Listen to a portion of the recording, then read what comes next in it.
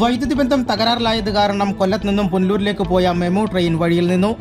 ഇതുമൂലം ഈ പാതയിൽ കഴിഞ്ഞ 3 മണിക്കൂറോളമായി ട്രെയിൻ ഗതാഗതം പൂർണ്ണമായും സ്തംഭിച്ചു.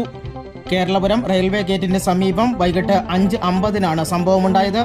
ചന്ദനത്തോപ്പിൽ നിന്നും വണ്ടി പുറപ്പെട്ട് കേരളപുരം റെയിൽവേ ഗേറ്റിന് സമീപം എത്തിയപ്പോഴാണ് വൈദ്യുതി ബന്ധം തകരാറിലായത്.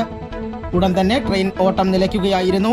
ഇതേ തുടർന്ന് കൊല്ലം പുനലൂർ പാതയിൽ ഇരു റൂട്ടിലും മണിക്കൂറുകളോളമായി ഗതാഗതം തടസ്സപ്പെട്ടിരിക്കുകയാണ്. പുനലൂരിൽ നിന്നും മധുരയ്ക്ക് പോകേണ്ട പാസഞ്ചർ കുണ്ടറ സ്റ്റേഷനിൽ നിർത്തിയിട്ടു.